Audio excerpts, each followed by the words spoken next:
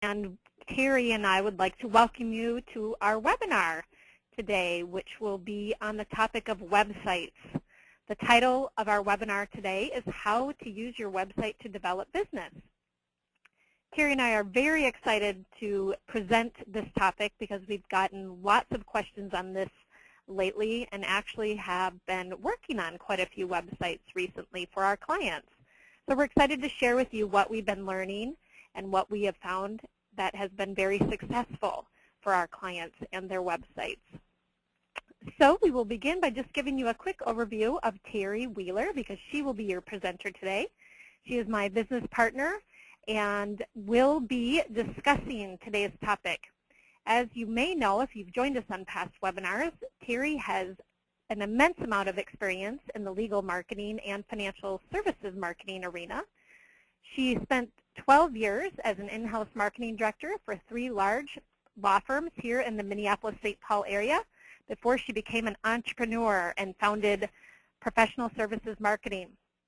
She currently serves as a board member for the Lawyers Professional Responsibility Board here in Minnesota, is a faculty member for 3 law schools where she teaches law students how to market themselves. And Terry is a national speaker on several different topics, such as legal marketing for attorneys. So without further ado, I will let Terry take it over and give you all the great information on how to generate new business with your website. Thank you, Christy, and I'd like to welcome all of you and tell you that this was a really fun webinar to work on because there are so many small things that you can do to use your website more efficiently to generate business. It's one of your most efficient and effective marketing tools, and my goal is that you're going to come out of the session today with at least a few ideas on things that you can do that are low cost but will have a really high impact on your website. So let's talk about what we're going to cover today. The first thing we're going to talk about is how you can do a little mini assessment on your own of your current website. So I'm going to give you some things that you can say, am I doing this? And if not, it's something we're going to talk more about throughout the course of the presentation. The second thing we're going to talk about is how and what you should be doing in the area of integrating social media on your website. You've all heard the phrase probably of integrated marketing. This is one of the most important concepts of integrated marketing, is ensuring that all the good work you're doing online is reflected in everything that you're doing online, as in your websites and social media. So we're going to talk a lot about that. Then I'm going to provide what we consider to be best practices for website development, content development. We're just going to give you the things that jump to the top of our mind in terms of, if you don't do anything else, do these things because they will make a big difference in your website. And then finally, we're not going to spend a whole lot of time on this because we could do a whole entire webinar just on search engine optimization and how to use web stats. But I'd like to give you a primer, give you the basics so that we can help you keep your finger on the pulse of who's visiting your website, how long they're staying, etc. So we're going to get into some further information on that as well. So without further ado, I would like to launch the first poll. Now this is an interactive poll. All of you have the ability now to identify how effective your website is for you at generating business. So you should see the poll up on your screen right now. So just let us know if you think your website is generating leads for you.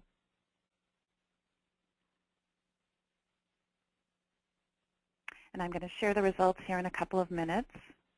We have a little over half of you who've responded, so pick up that mouse and let us know what you think.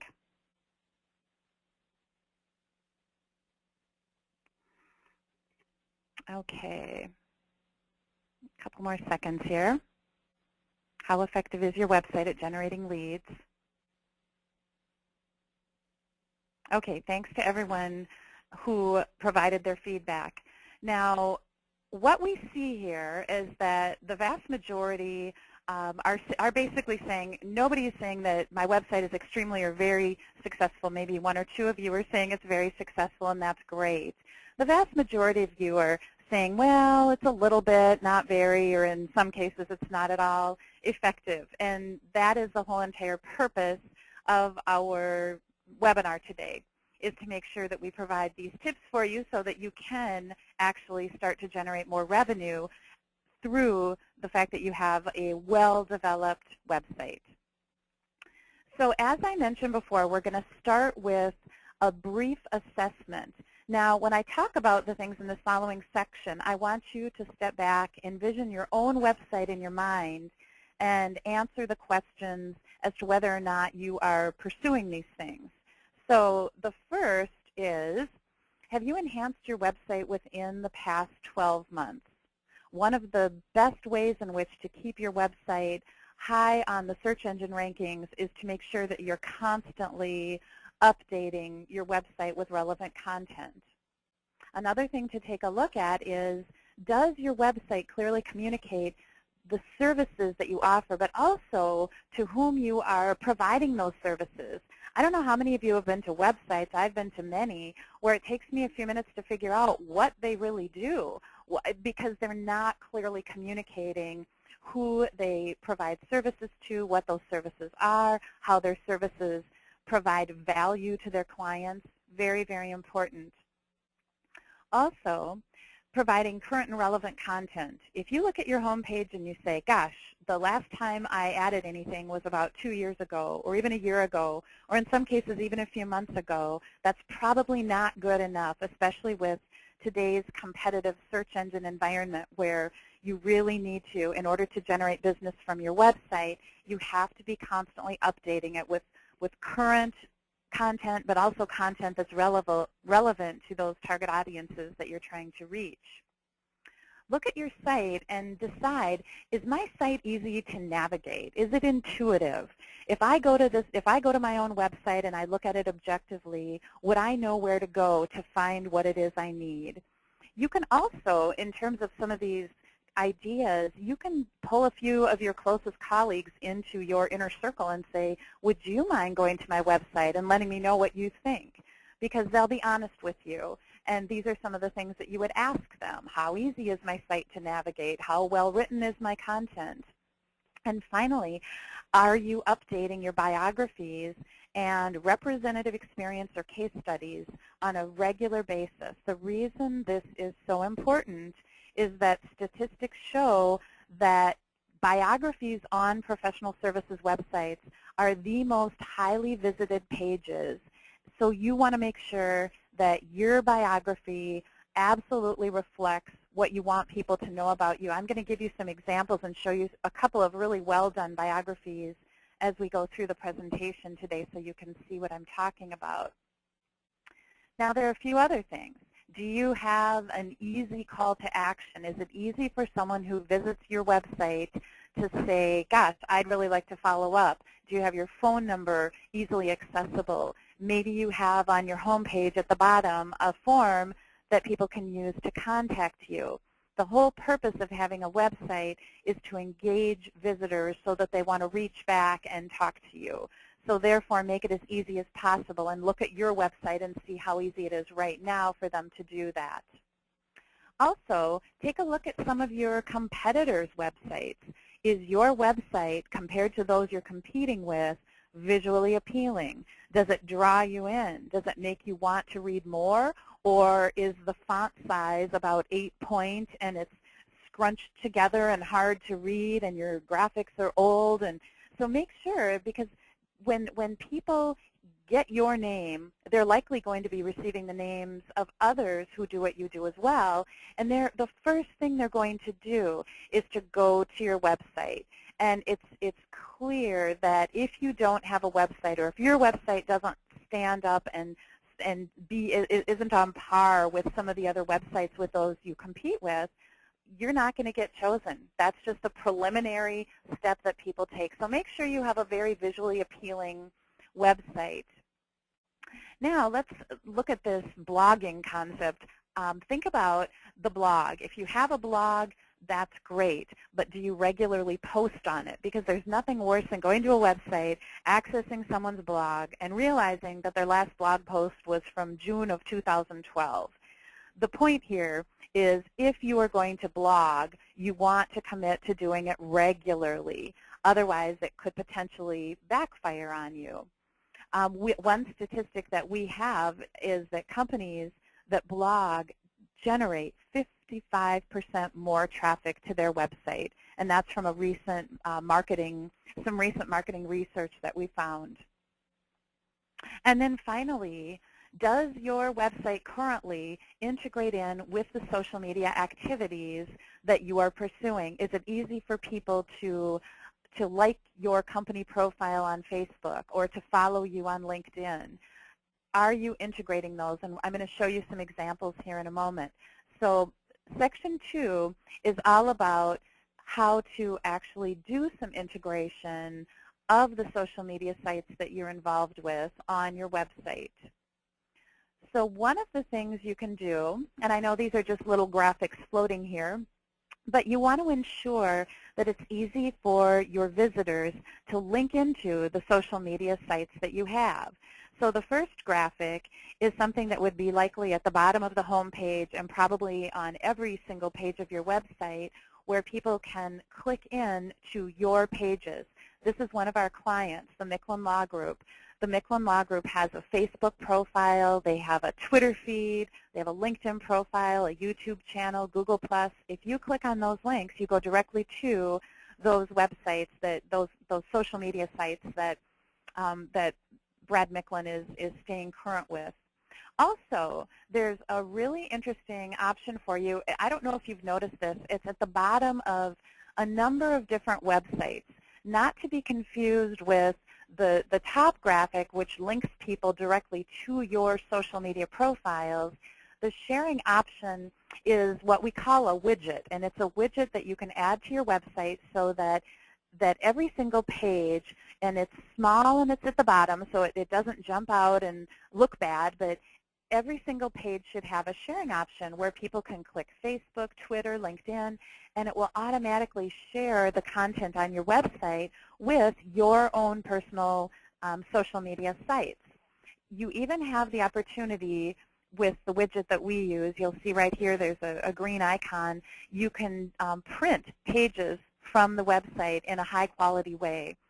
So this is something to also consider when you're looking at integrating social media.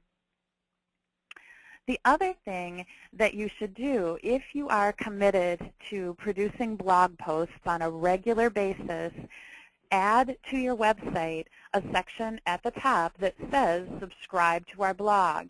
By subscribing to the blog, the best way to manage those subscriptions is to have a service like FeedBurner. I put the web address up here. FeedBurner is an email subscription management tool.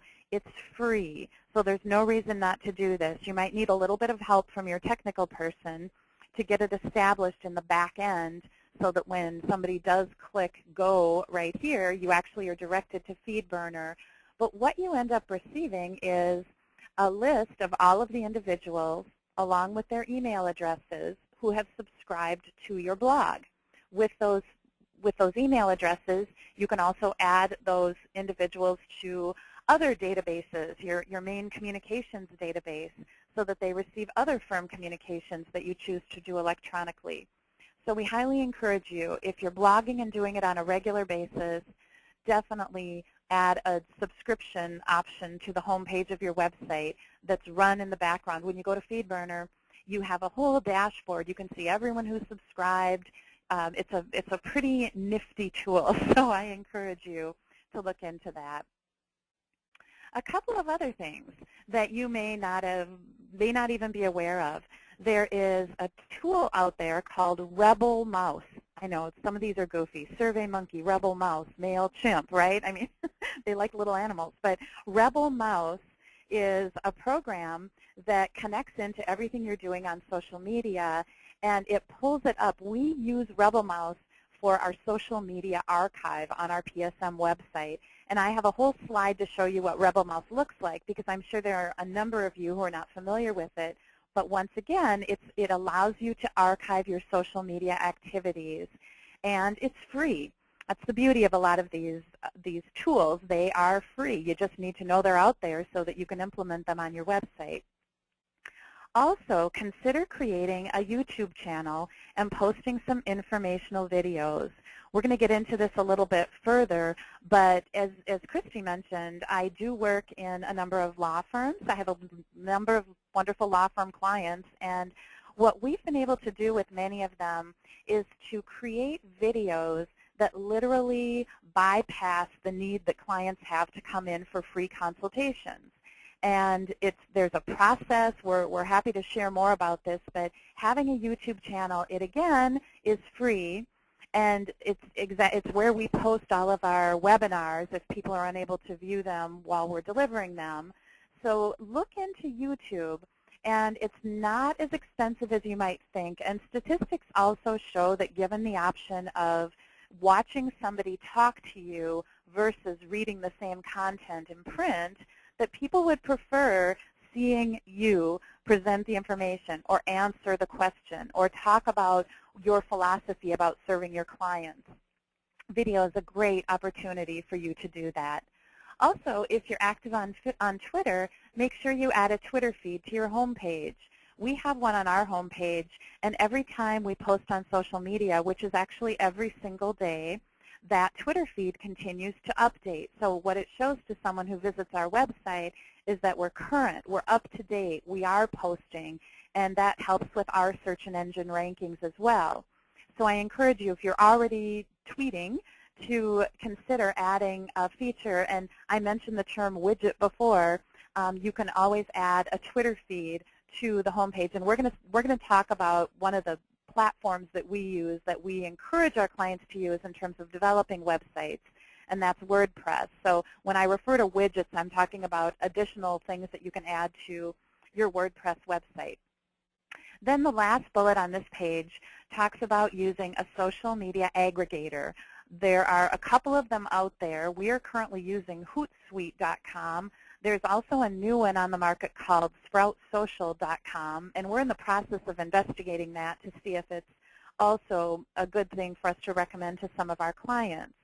A social media aggregator, if you're out there posting on Facebook or LinkedIn and your company profiles, maybe you have a Pinterest site, what a Hootsuite aggregator service will do for you, and this one is a nominal fee. I believe it's about $6 a month, which for us, we have 20 or 30 of our social media platforms that we link to. But what Hootsuite will do is allow you to spend a couple hours on a Saturday or Sunday afternoon and schedule all of your upcoming posts in advance so that you don't have to think about it. So we do all of our social media posts the month before they're actually going to be posted, and then we schedule them on Hootsuite, and they disseminate to all of the social media sites that we select every single time they are supposed to be posted. So it's a huge, huge time-saving tool for those of you who want to maximize your time, and I think everybody wants to maximize their time when it comes to social media. Now, I mentioned Rebel Mouse, so I just want to show you. I'll leave it here for a couple of minutes because it looks overwhelming. But from my perspective, this is our Rebel Mouse page for PSM, and it, to me, looks like we hired our wonderful graphic designer to create something cool looking, when in fact, all we did through Rebel Mouse was we set up all of the different social media sites that we're involved in, and so every time we post, it randomly pulls all of those posts in. So you can see, I think the very top one on the tips to amplify your brand was just posted 23 hours ago. So it stays current. And it, again, gives you that opportunity to say, well, if you've missed any of our social media posts, here's a link to our social media archive. So it's a pretty cool thing. And you can scroll down. Of course, I can't because this is a slide. But you can scroll down, and it maintains a significant number. I don't know what the cutoff actually is. Like if they keep them on here for 30 days, I'm not sure. But it's just a cool way to say, here's what we've been posting on social media if you missed it. So now I would like to move into the next section, which is all about our best advice to you on website best practices. So we went through, I gave you some things to think about as you assess your website. We talked about some ideas on how to implement social media or integrate it. Now we're going to give you what we think are the must-haves in terms of your website. I'm not sure how many of you have heard of the term responsive design versus standalone, more of a static design. We encourage you to use a responsive design. A responsive design means that your website is going to, and this is based upon the template that you choose, and I'm going to talk a little bit more about those as well on WordPress, but when you use a responsive design, your website is going to look beautiful on a computer, but it's also going to translate to a tablet and to an iPhone. You don't have to create 3 separate websites. You can create a responsive design that automatically makes your website, it shrinks it down so that your website will look lovely on an iPad as it does on a computer screen. One of the graphics that I found is right on Google, and it talks about which solution is better for you if you want to have a mobile-friendly website. So there are many businesses who will spend a huge amount of time and money building a separate website just for the mobile applications of iPhones, iPads, I should say tablets and smartphones, since I'm now promoting Apple products, but the separate website is something that some people do. So this is just a slide that shows the benefits of doing a responsive design versus a standalone mobile site. And I'll tell you what the big reason that one of the biggest reasons that we love responsive websites is found in the ease of updating the website. Sites like WordPress, or I should say platforms like WordPress, make it incredibly easy for you to manage the content of your website. Gone are the days that you have to talk to the web person that you worked with a few years ago, and you have to wait for them to schedule it into their calendar to make a simple biography change, for example.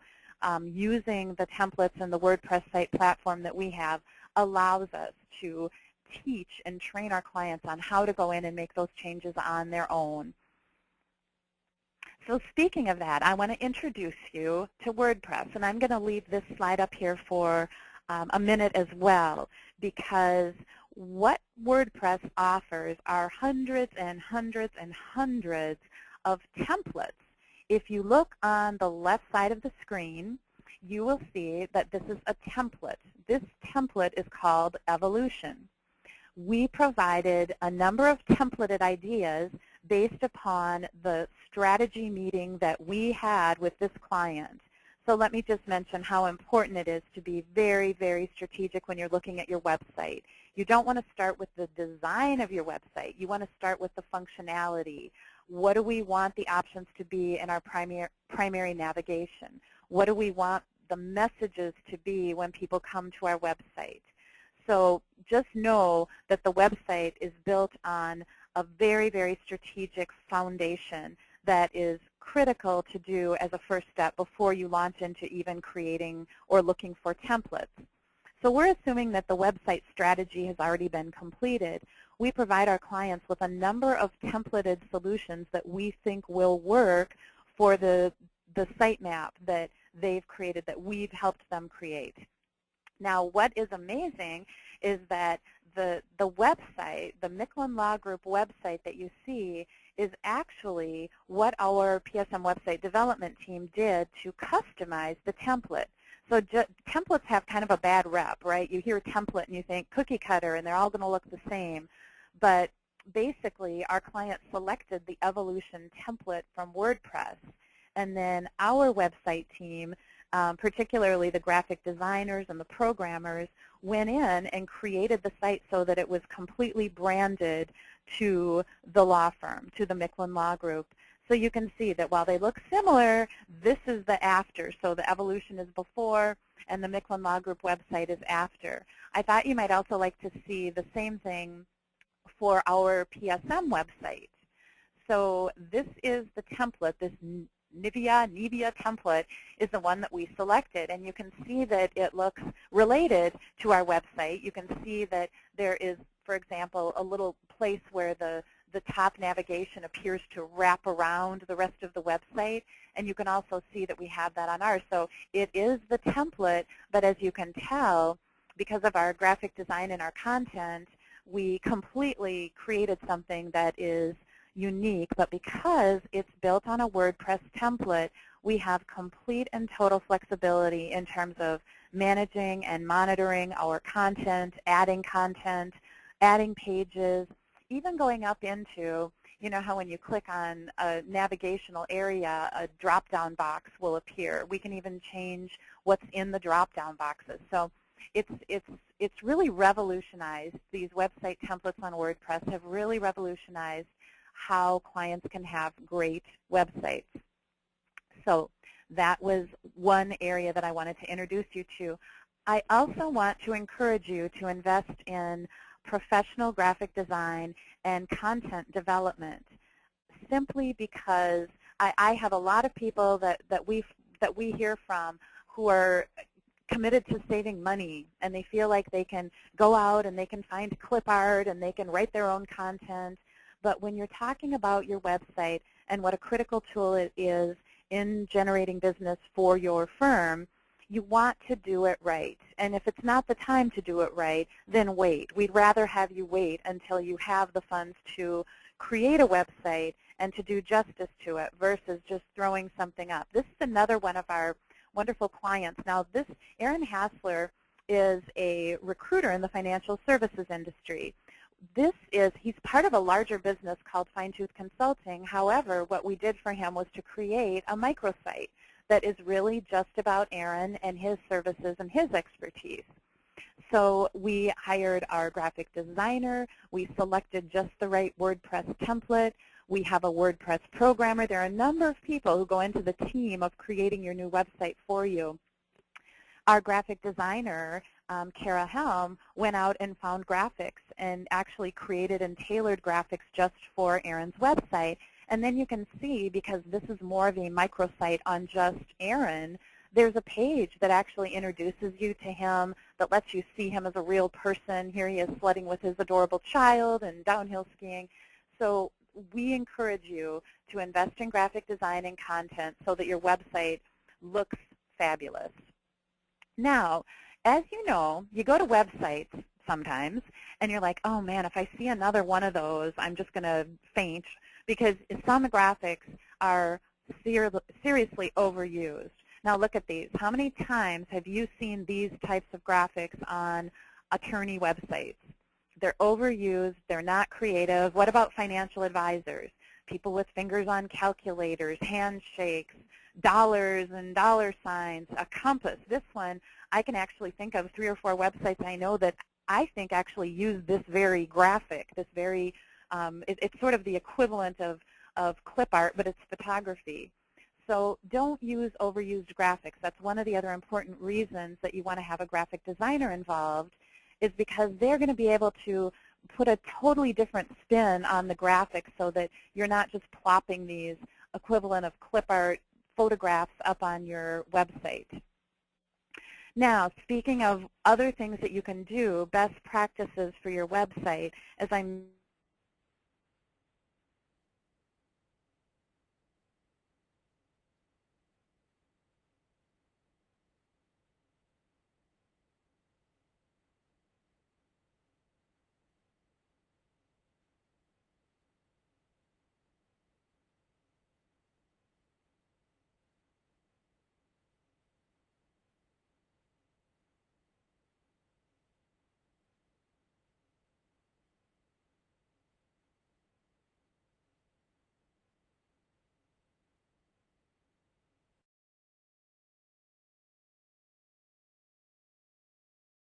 and you can, oh my goodness, I apologize if there was an issue with the audio. I just received a little update that the audio was reconnected. So I apologize if there was any gap in my talking to you here. So the biography is so important, and this client service philosophy, it's just a cool thing to do.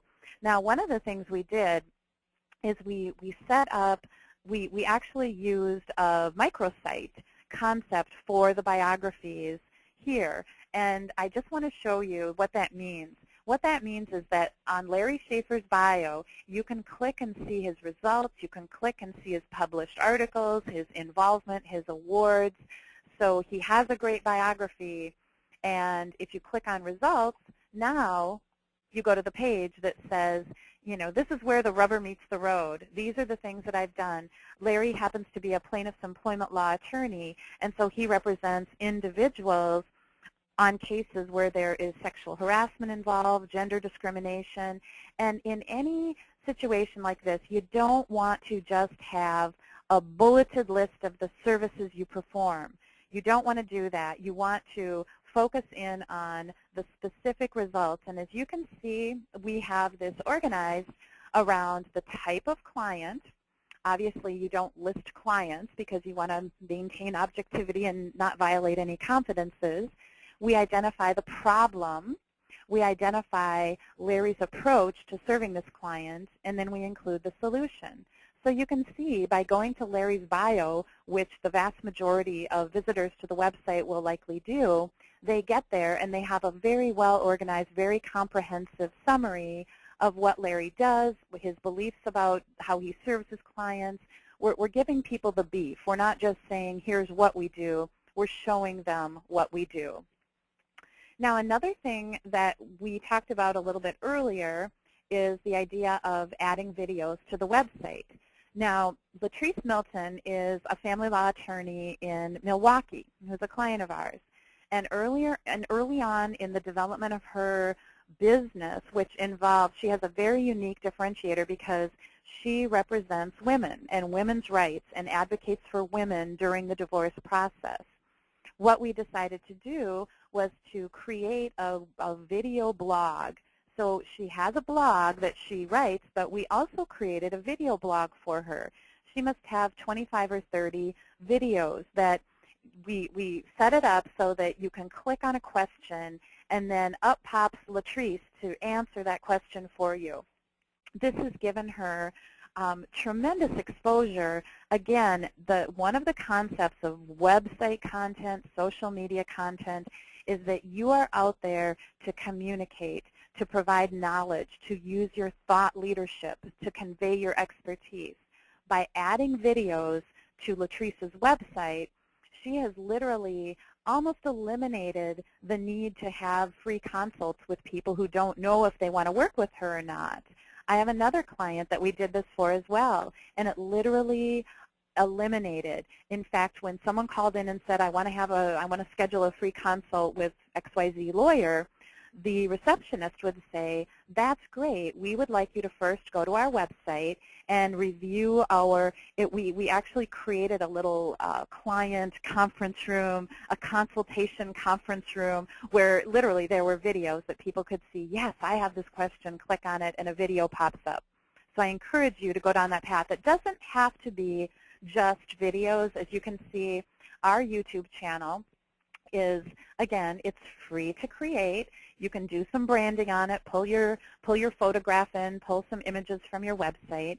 But basically, anytime somebody misses one of our webinars, we have it pre-recorded, and you can play it by going to our YouTube channel. You can send direct links to people, so it isn't just the actual video. You can do this with, again, we do have a number of videos on our website as well to answer questions because we think that it's a great tool. But having a YouTube channel sounds like, oh my goodness, that's way above my pay grade, I don't know how to do this.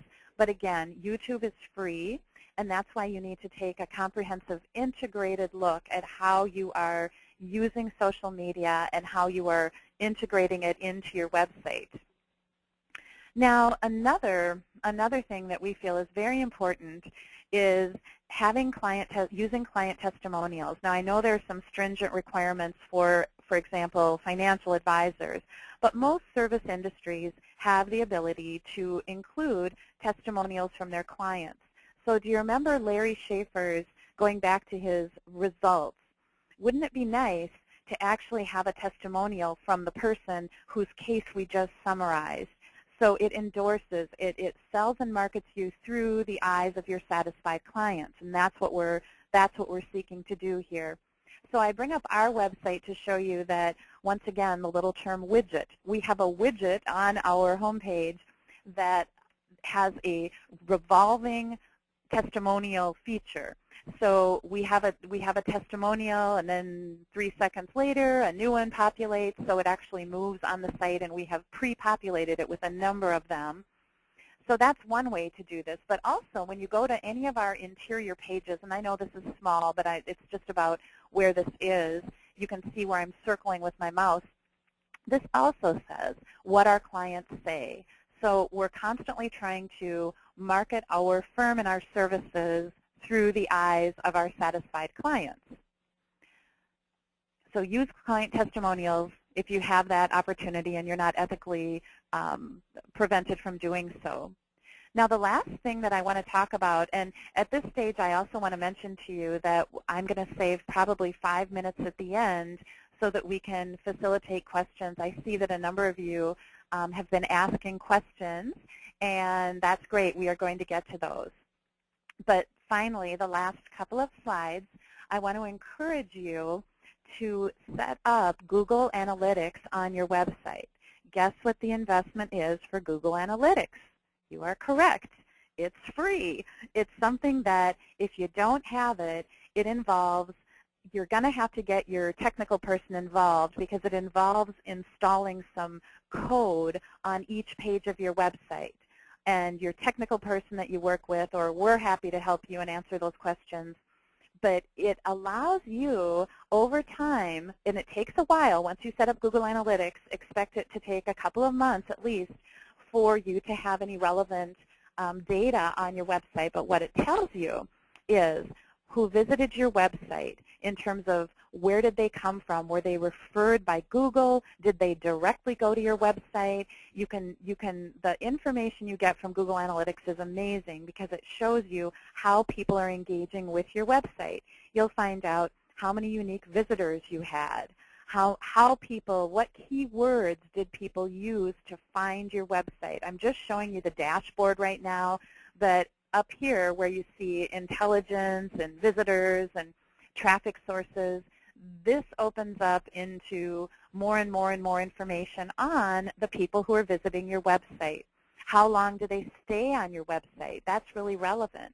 Are they kind of bounce people who go to your website and then immediately navigate off to somewhere else? Or are they people who are actually spending time on your website? Are they going to your biographies? What are the most visited pages on your website?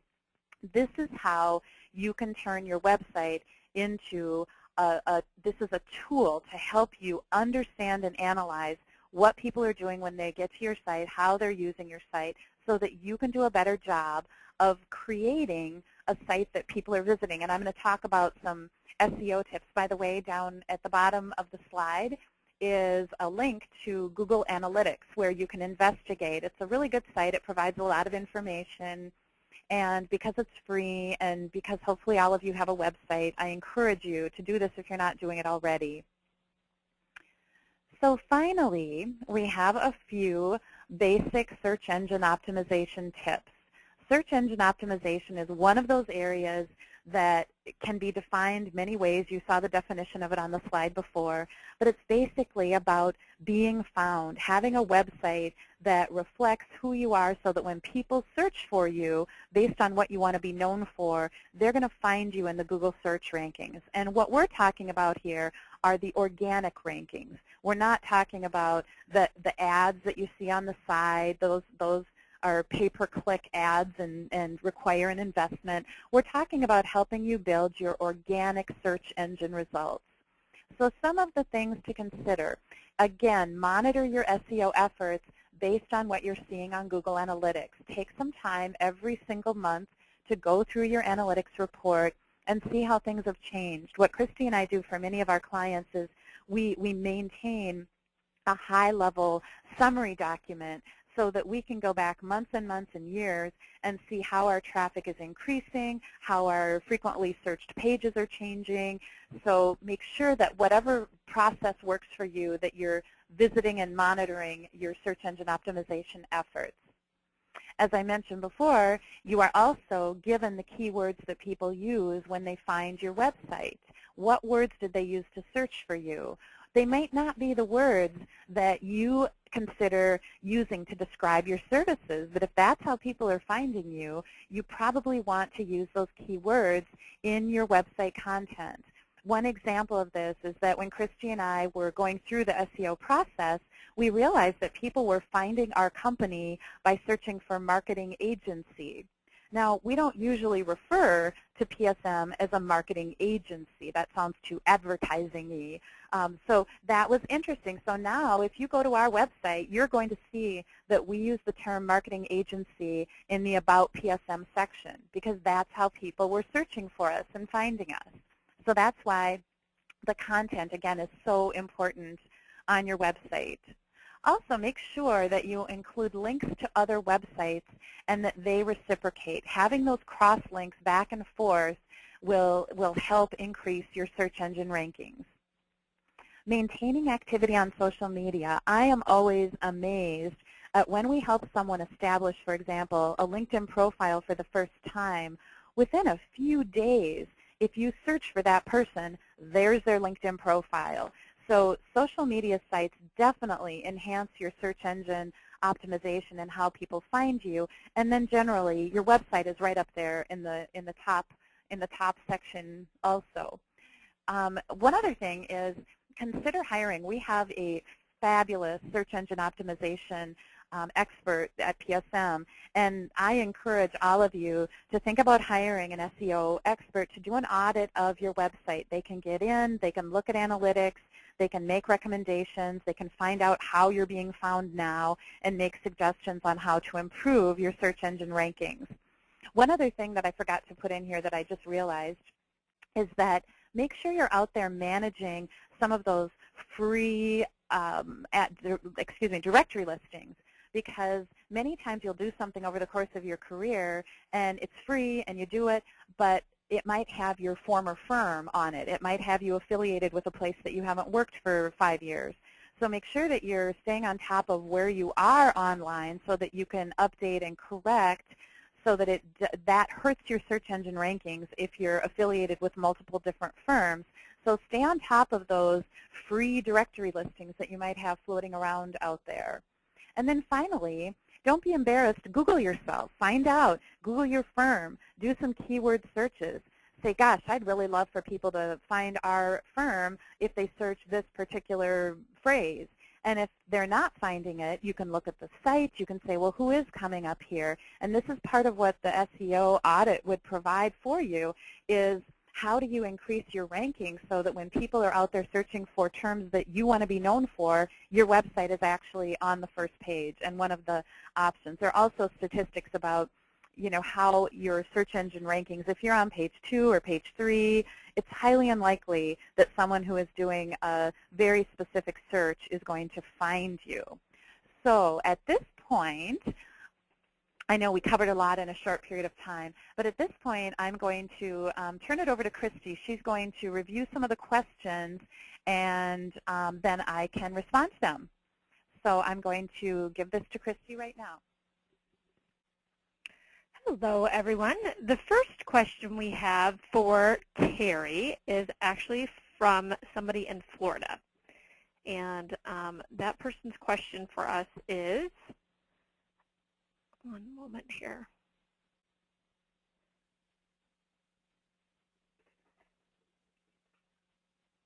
Is on. So this person says, I am an attorney in Florida. And one moment here, I belong to the Florida Bar Association, which restricts lawyers' advertising. And do you have any tips or pitfalls or suggestions for us regarding websites? That is a great question. And of course, serving on the ethics board for Minnesota, I'm very familiar with those rules. Basically, you can't do anything on your website that you wouldn't do. It's the common sense ethics of how you can't promise results. As long as you're complying with your ethics rules regarding direct solicitation to prospective clients and the advertising rules, review your advertising rules and just know that they transfer directly over to your website. And I know that Florida has extremely restrictive advertising rules. But whatever you can do in print, you can do it on your website. You're not going to promise results. You're not going to cite fees. And people, the nice part about websites and social media is that you're not pushing them out there. People are going to you. You're trying to promote getting people to go to your website, but you're not directly soliciting them because of that. Now, I want to acknowledge at this moment that my clock says that it is exactly 11:45. And I would like to continue responding to the questions, but I do understand if some of you need to drop off the call. We do have a survey at the end of the call that you will be directed to. So if you could just leave the browser window open, I'm going to respond to questions. If you need to go, that's fine. But then you will actually see the survey that you can respond to and provide some feedback. So I'm going to give the phone back to Christy so she can come up with or read the next question. Next question, how quickly have you seen the growth within organizations who have implemented some of the best practices you have suggested? And that same person asked another question that kind of builds on that first question. What percentage of growth have you seen within your organization or our clients' organizations by implementing some of the best practices you've listed? Okay, Carmen, that's an excellent question. And how quickly?